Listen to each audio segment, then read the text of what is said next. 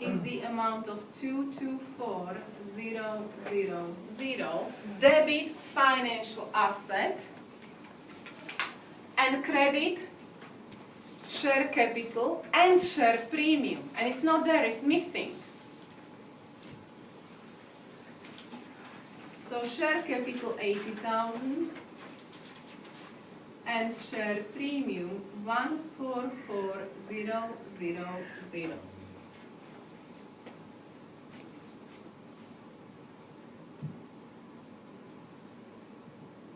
And now these two numbers must be presented also in consolidated financial statements because it's share capital of alpha. So tick mark, and we will transfer them to consolidated financial statements. Now guys, in the exam, you do not have to do it. It can be done directly to your answer, okay? But I want you to understand the logic behind what I'm doing. So now I will take 80,000 and 144,000 and make the adjustment directly to my answer.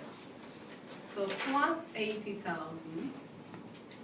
And if you wish, you can make reference to working free, so the examiner can double check how the number has been calculated. And for share premium, also working free. Okay, sorry, for 144,000 working for. So the examiner knows where the number is coming from, okay? So it was measured in working for. Now, I have transferred these two numbers. This number is outstanding, but it will be replaced by, so we can assign it as a used because it's used in goodwill, exactly, it's used in goodwill. So used. So it will be replaced by goodwill. Instead of investment in beta, there will be goodwill. So this was the share exchange. The second one was contingent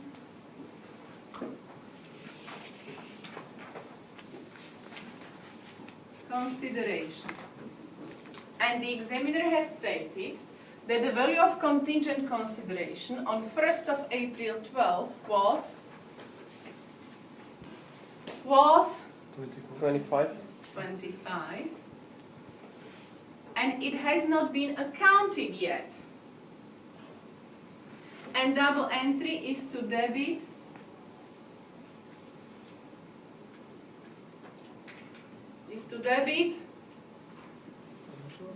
and credit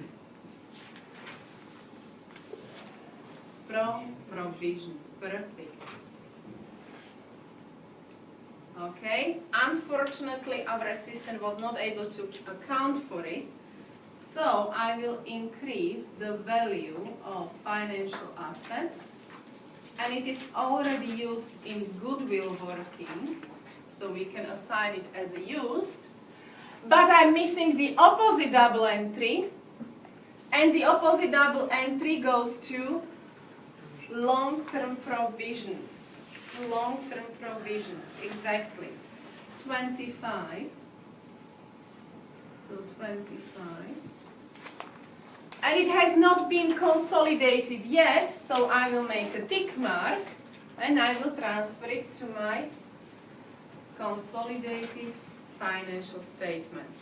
So back to statement of financial position, and it must go to provision. Is it enough? This is value of provision 12 months ago. What is the value of provision today? 20? At the year end, 28. So at the year end, I cannot present 25. I must increase the value of my provision. So I will increase it by 3 And the opposite double entry is, this is credit provision and debit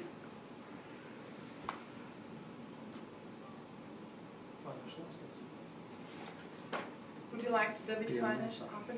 P&L. Financial asset will stay like it is. Okay, for financial asset, I'm taking the numbers that have been valid at the date of acquisition. This is it. I'm not going to adjust for them. But I need to increase the value of provision, so it goes now to P&L. Okay, it's extra expense. The problem is I don't have P&L, but instead of P&L, I'm presenting retained earnings. So now I will make my first adjustment to retained earnings. So working 2, and this is why I want you to do retained earnings as soon as possible. Almost every adjustment will have the opposite double entry to P&L. And if this is going to be one of the last workings, you are not going to get your 15 marks because there will be forgotten, something forgotten, or it will be not presented correctly. Retained earnings must be always working 2 if it's balance sheet. So first adjustment to P&L is increase of provision.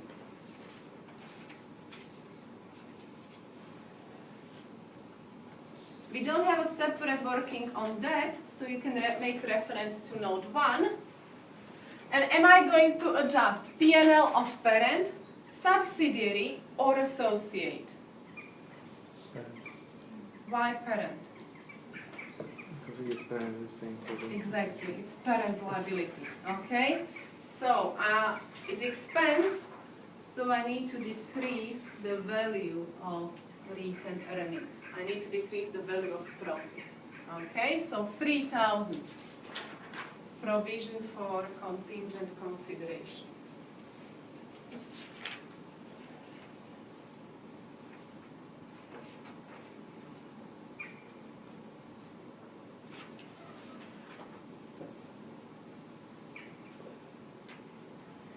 And now everything has been completed. Perfect. 1, 2, 3. And we can continue with the next paragraph. And the next paragraph says the non-controlling interest in subsidiary on the next page is measured at fair value. And now it was not stated what is the value of non-controlling interest as yesterday. Today, our job is to find out. There is a help. They said at the date of acquisition, Beta's share fair value was 2.6. And they need to share it. 75% relates to our parent and 25% relates to the non-controlling interest. Okay? So now the second line of goodwill, or the third line of goodwill, non-controlling interest.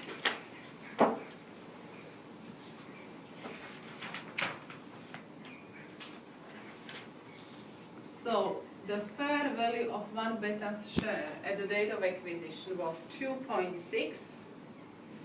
Non-controlling interest owns 25% of Beta's shares, and Beta has 90,000 shares. 120,000 shares in issue. Yeah. 120,000 shares in issue.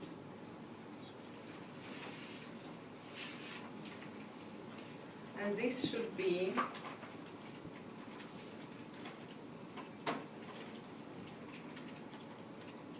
78,000. Okay, 78,000. So, now we have presented 100%.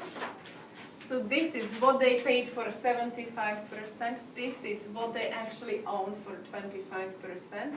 And it will be compared with net assets at the date of acquisition. So net assets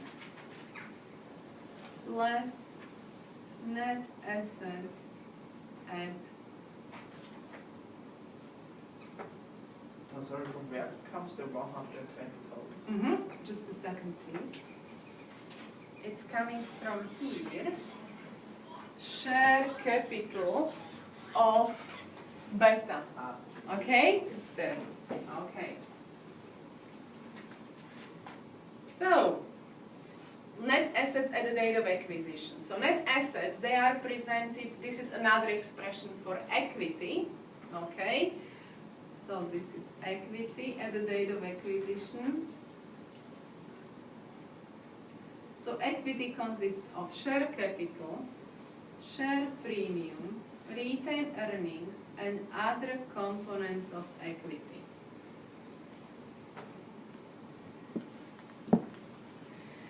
So the basic assumption is the share capital is stable, does not change. Okay, for your exam, it's stable. There is no change of share capital. So 120 is balanced at the year end, but it was also balanced at the date of acquisition. Okay, don't assume there was any share issue. Okay, the examiner has stated it will be not. So this is the balance of share capital at the year end and also at the date of acquisition. So for share capital, now you see I will get rid of that number. It will be eliminated at consolidation by goodwill working. So I'm replacing investment, eliminating investment and net assets. Do we have any share premium? 0 for beta. And now the last job, my last requirement is to find out what was the amount of retained earnings and other components of equity at the date of acquisition.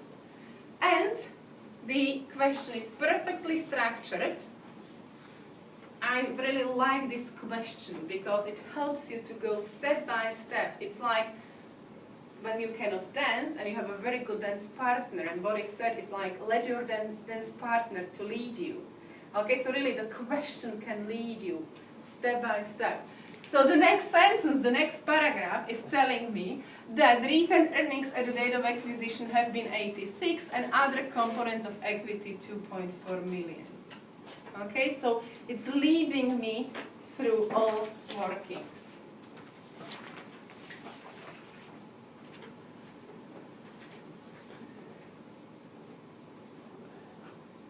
So 86,000 for retained earnings and 2,400 of other components of equity.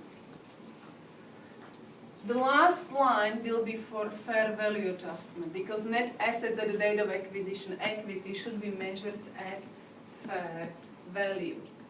So at fair value, so we are missing the fair value adjustment. What will be our working number 5? Working number 5.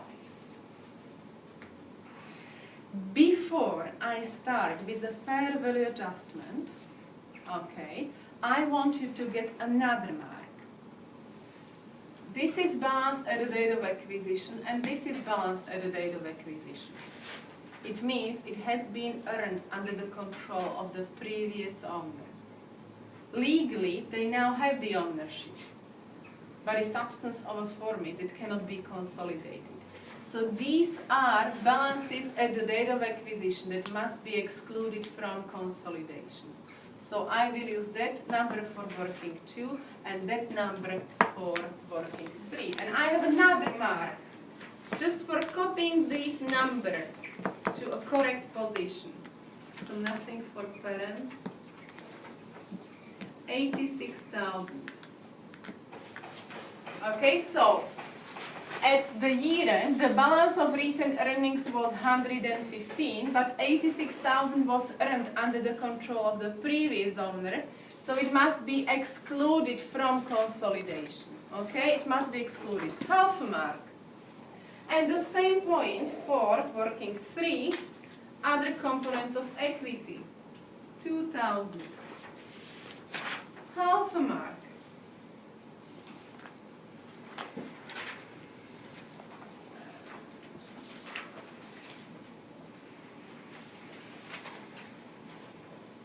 And now I can continue with reading. So we have used these two numbers in goodwill, and also we have excluded them from consolidation.